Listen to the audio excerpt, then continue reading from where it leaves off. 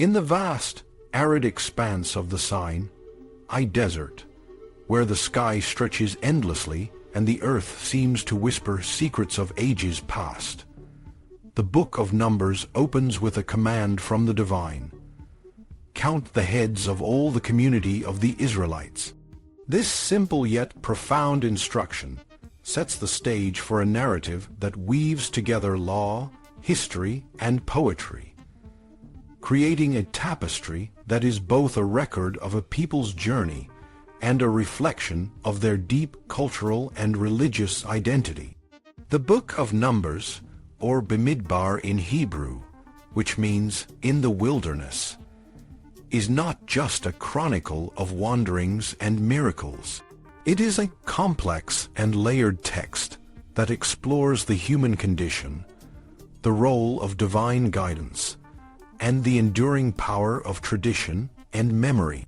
The fragments of ancient poetry scattered throughout the narrative of Numbers are like archaeological relics, offering glimpses into a distant past that the ancient Hebrews themselves may have only partially understood. These verses, often obscure and enigmatic, serve a crucial function in the text. They create what literary critic Roland Barthes might call a reality effect. In the context of Numbers, this reality effect is more accurately an antiquity effect. By incorporating these snippets of ancient verse, the text evokes a sense of deep historical and cultural continuity. These fragments are not mere curiosities. They are integral to the narrative, grounding the story in a world that is both familiar and mysterious, a world that is both the past and the present. One of the earliest and most intriguing of these fragments is the quotation from the book of the Battles of YHWH, found in Numbers chapter 21, verses 14 to 15. The lines, "Against Waheb in a whirlwind and the wadis of Ammon, and the cascade of the wadis that turns down toward Ar's dwelling and clings to Moab's border," are as cryptic as they are evocative. They paint a picture of a world in flux, where nature and divine intervention are intertwined, and where the boundaries between friend and foe are as fluid as the wadis themselves.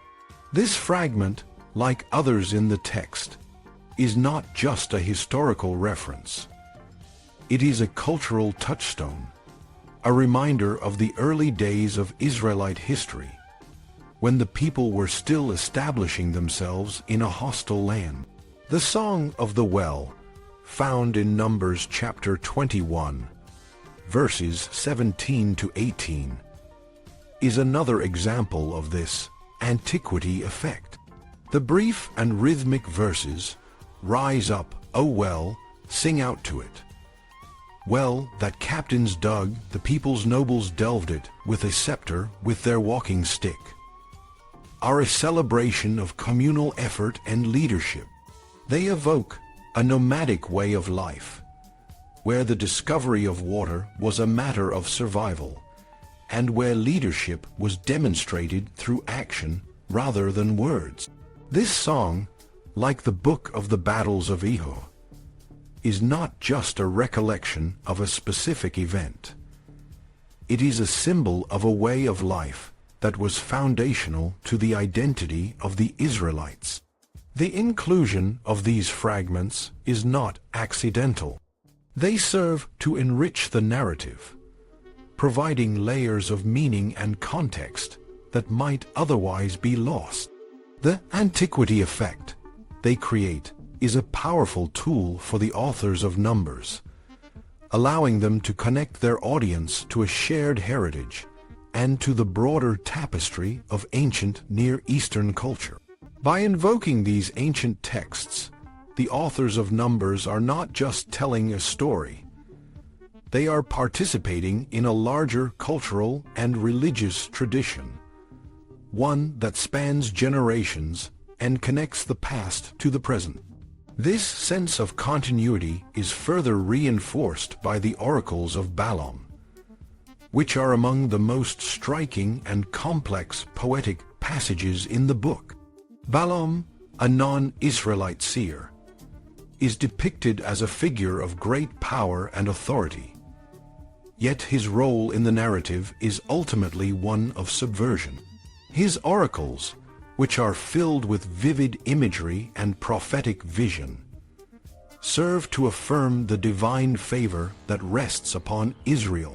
Balaam's use of names for God, such as El, Shaddai, and Elyon, reflects the broader West Semitic religious context and suggests that the monotheistic vision of the Hebrews was not an isolated phenomenon, but was part of a larger cultural and religious landscape.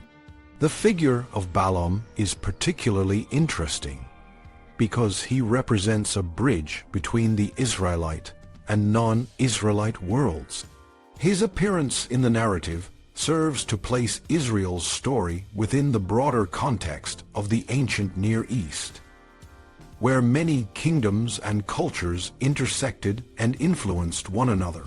Balaam's oracles, with their grand visions of Israel's future greatness, are a powerful affirmation of the divine plan. But they are also a reminder that Israel is not alone in the world. The nations around them, with their own histories and traditions, are part of a larger story that is being played out on the stage of history. The tension between the priestly sections of the Book of Numbers and the narrative and poetic passages is a reflection of the complex and multifaceted nature of the text. The priestly writers, with their focus on order, law, and ritual, represent one aspect of Israelite identity: the desire for structure and stability in a world that is often chaotic and unpredictable. The narrative and poetic passages, on the other hand, reflect a more dynamic and fluid aspect of that identity: the recognition that Israel's journey is part of a larger historical and cultural narrative. The priestly vision of a holy people, bound by divine ordinances, is complemented by the broader historical perspective that sees Israel as a latecomer to a world where many nations have risen and fallen. In the end, the Book of Numbers is a testament to the enduring power of tradition and memory. It is a story of a people who, through their struggles and triumphs, their laws and their poetry, have created a shared identity that transcends time and place. The fragments of ancient verse, the oracles of Balaam, and the intricate priestly laws all contribute to a narrative that is both a record of the past and a guide for the future. As the Israelites stand on the threshold of the Promised Land, the Book of Numbers prepares them for the challenges and opportunities that lie ahead, rooted in a deep sense of who they are and where they have come from.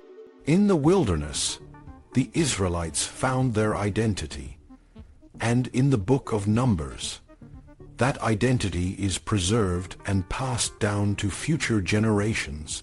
The journey is not over, but the foundation has been laid. The story of the Israelites in the wilderness is a story of transformation, of a people becoming who they were meant to be. It is a story that continues to resonate, a testament to the enduring power of faith, tradition, and the human spirit. And so, as the tent flaps of the wilderness of Sinai close, the Book of Numbers leaves us with a final, powerful message. The journey is the destination, and the past is always present.